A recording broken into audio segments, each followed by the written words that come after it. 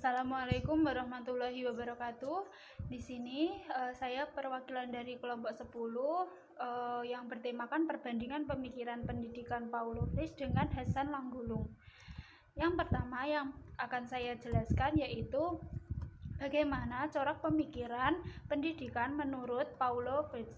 Yang pertama yaitu secara umum pemikiran Paulo adalah humanisasi, yaitu pendidikan yang diarahkan pada usaha membantu masyarakat, terutama pada kaum yang tertindas, dan pendidikan yang membudayakan dan bertolak pada kepentingan masyarakat, bukan pendidikan yang didasarkan atas kemauan dari seseorang penguasa. Nah, selanjutnya yaitu Paulo berpandangan bahwa dalam upaya menerapkan pendidikan humanisasi, peserta didik sebagai manusia harus diajarkan tujuan hidupnya secara holistik dan komprehensif, di mana terdapat perbedaan antara manusia dan binatang pada tujuan hidupnya. Selanjutnya yaitu kurikulum menurut pandangan Paulo. Kurikulum menurut pandangan Paulo yaitu berpusat pada problematisasi atau situasi yang sangat konkret. Peserta didik bersama pendidiknya memaknai berbagai persoalan seputar pengalaman hidupnya dan berusaha memecahkan sebagai mediator. Juga pendidik berfungsi meyakinkan atas realisasi yang diketahui oleh peserta didik. Selanjutnya yang saya akan jelaskan yaitu tujuan dari pendidikan itu sendiri. Tujuan pendidikan menurut Paulo adalah pertama yaitu pendidikan penyadaran, di mana penyadaran ini merupakan inti dari proses pendidikan. Pendidikan harus membangun sebuah muatan realistis dalam materi yang diajarkan berhubungan dengan fenomena aktual dan realisasi sosial masyarakat. Yang kedua yaitu pendidikan untuk pembebasan, di mana pendidikan untuk pembebasan ini kaum tertindas haruslah bangkit dari keterpurukan. Yang ketiga yaitu pendidikan untuk humanisasi.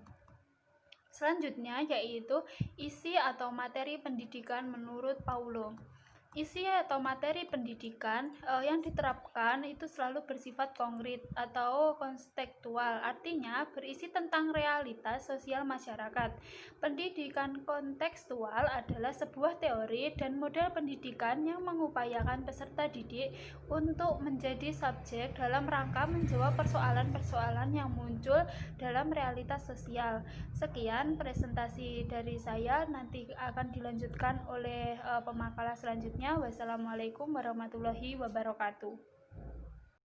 Baik, selanjutnya kita akan membahas tentang konsep metode pembelajaran menurut Freire.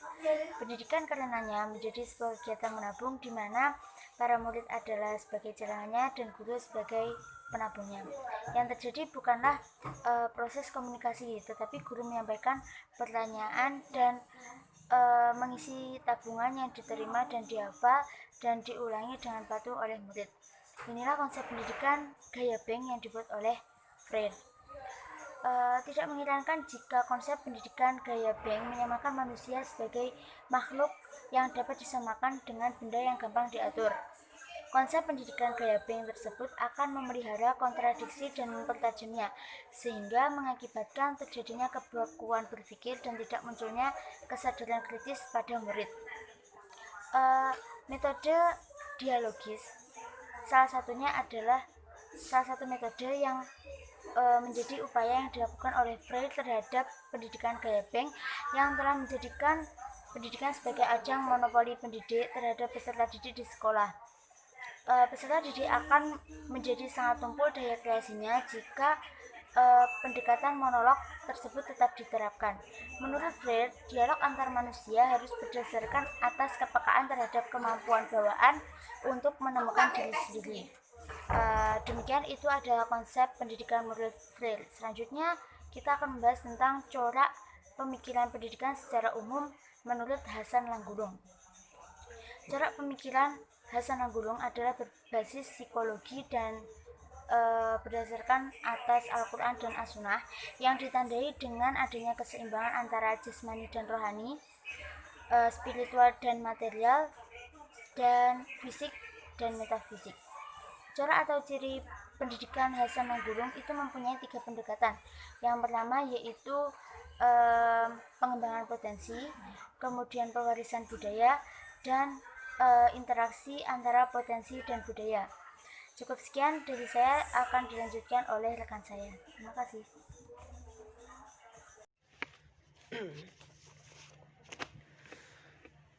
Selanjutnya, saya akan menjelaskan mengenai tujuan pendidikan Islam menurut Hasan Nanggulung. Hasan Nanggulung membagi menjadi 3 tujuan pendidikan Islam, yaitu yang pertama adalah tujuan akhir atau tujuan tertinggi pendidikan Islam, yang kedua adalah tujuan umum pendidikan Islam, yang ketiga adalah tujuan akhlak pendidikan Islam. Yang pertama, tujuan tertinggi atau akhir pendidikan Islam merupakan tujuan pendidikan yang bersifat mutlak dan tidak mengalami perubahan secara umum karena sudah mengandung konsep ketuhanan yang bersifat kebenaran mutlak serta bersifat universal.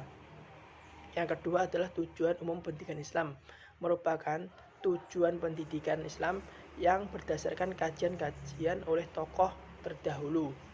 Yang ketiga adalah tujuan akhlak pendidikan Islam. Dalam hal ini, tujuan ini bertujuan untuk menanamkan akhlak serta menumbuhkan semangat dalam beragama. Setelah kita mengetahui tujuan pendidikan Islam menurut Hasan Nanggulung, kita juga mengetahui apa itu yang namanya kurikulum. Hasan Nanggulung juga berpendapat bahwa kurikulum merupakan sejumlah pengalaman pendidikan, kebudayaan, sosial maupun kesenian yang disediakan oleh lembaga sekolah yang bertujuan untuk mengembangkan potensi-potensi yang dimiliki oleh para peserta didik atau para murid. Dalam hal ini, kurikulum memiliki 4 unsur utama, yaitu yang pertama adalah pengetahuan atau knowledge, yang kedua adalah tujuan-tujuan yang ingin dicapai oleh pendidikan, yang ketiga adalah metode dan penilaian yang digunakan, yang keempat adalah metode dan cara mengajar yang dipakai oleh guru. Selanjutnya, berbicara soal metode, metode merupakan sebuah cara atau jalan yang digunakan oleh para guru untuk memberikan ilmu pengetahuannya kepada peserta didik agar dapat mencapai tujuan dari pendidikan. Hal-hal yang harus diperhatikan dalam penggunaan metode menurut Hasan Nanggulung. Yang pertama adalah metode yang digunakan harus sesuai dengan tujuan pendidikan. Yang kedua adalah metode yang digunakan harus berdasarkan Al-Quran dan Al-Hadis. Yang ketiga, metode yang digunakan harus dapat membangkitkan disiplin belajar para peserta didik. Yang keempat atau yang terakhir adalah metode yang digunakan harus bersifat relevansi. Mungkin cukup itu yang materi yang dapat kami sampaikan. Ada kurang lebihnya saya mohon maaf bersama kelompok saya. Akhiran, assalamualaikum warahmatullahi wabarakatuh.